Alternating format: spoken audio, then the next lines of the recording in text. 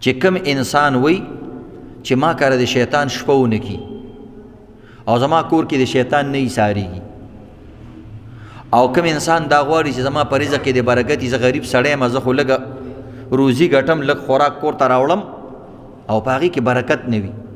برکت دا ویل کېږي چې لږ څیز به د ډېرو دپاره کافي کېږي، او یا به الله رب العزت ظاهري هغه څیز ډېروي، او یا به ظاهري نه ډېروي خو ته به پرې پوهېږي نه او رسېږي به. نو چې کوم انسان دا غواړي چې د ده په کور کې برکت وي، د ده په خوب کې برکت وي، بعضې کسان یې همداسې ویدوي او په خوب نه مړېږي.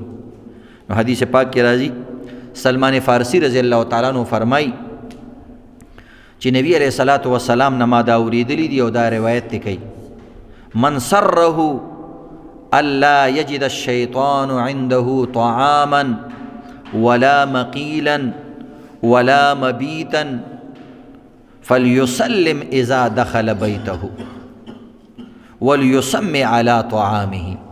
نو دوه عملونه داسې دي چې هغه د انسان په کور کې او په طعام کې برکت راولي، او د طعام او د کور نه شیطان شړي، او دا د ټولو لانجه ده، او دا هر چاته دا قصه ور په غاړه ده چې کور کې هم شیطاني کارونه دي، چې لاړ شي ښځه به د زوی سره په جنګ وي، چې لاړ شي خواښې انګور سره په جنګ ده، خپله لور خپلې مور سره په جنګ ده، او خپل خاوند خپل میړه خپل ښځې سره په جنګ دی. هغه چې ښه په خوښې سره واده کړی دی، ښه په خوشحالۍ سره واده کړی دی، خو عزتمندو کمی د څه شي دی؟ وایي چې زه خو د مینې هم کمی نه کومه، زه خو کور ته خوراک څښاک هم ډېر زیات وړمه، زه خو د خپلو بچو او د خپلې بیبي ډېر خیال ساتمه، او بیا هم کور کې ډېره پریشانی ده. د پریشانۍ ختمولو دپاره دوه سببونه الله پیدا کړي، یو ظاهري سبب وي، یو روحاني سبب وي. یو ظاهري سبب وي، بل باطینی سبب وي.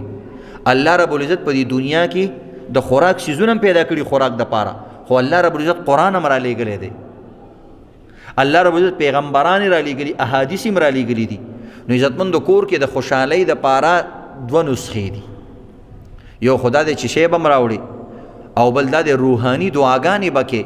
هغه دعاګانې څه دي؟ نبي علیه الصلاة والسلام وایي چې کم انسان من سره چې د چا زړه غواړي، او کم انسان ځان خوشحالول غواړي، الله یجد الشیطان عنده طعاما، چې د خوراک پسخاک سیزونو کې د شیطان کار نه او خیر و برکت دی بگی، ولا مقیلا ولا مبیتا، او نه د دې په قیلوله او په خوب کې د شیطان کاری. نو دی انسان له څه پکار دی؟ مختصر عمل، فلیسلم اذا دخل بیته. وی دا دی دوه کارونه کوي، یو چې کور ته کله دننه کېږي دا دی په خپل اهل و عیال باندې سلام اچي، او ولیسمي علی طعامه، او بل دی تسمیه بسم الله وی په خپل طعام باندې، چې کله هم د خوراک څیز خوري بس بسم الله وبرکت الله یا وعلى برکت الله، یا بساده بسم الله الرحمن الرحیم. نو دا دوه عملونه بسم الله او سلام کول دا ډېر لوی عملونه دي. دا څه کوي د انسان چې بسم الله دی ویل د طعام هغه برکت درته حاصل شو، او طعام به ډېر وخت کار کوي. خو دې دپاره دا ضروري دی عزتمندو چې د کور ټول افراد دا کار کوي. که ته وایي جی زه خو ما خو روزه لګولې ده، او زه فلاني خانقات شریف ته ځم، او زه خو د جمعې د مفتی صاحب بیان اورم، او زه خو جی ډېرې دعاګانې ویم، د روټۍ نه وروسته او مخکې هر ټایم کې منځ کې هم پکې ویم. نو موږ به درته دا وایو چې د کور ټول افراد یې وایي، وایي چې د هغوی نه خبر نیم. دقه خبره غلطه ده. د دې مثال دقسې دی چې یو انسان سره یو تیلی ده، یو بټوه ده، او په هغې کې دا پیسې اچوي، او دا غم یې نه کوي چې دې کې سورې شته که نشته، اونکه ډېرې روپۍ مو واچوي، او لږې لږې ترې غورځېږي، یو ورځ به داسې راشي چې هغه منګي کې به اوبه ختمې شي، او هغه بټوې نه به دا پیسې ټولې ختمې شي. دا دقه سورې دی تا کور کې ساتلی دی.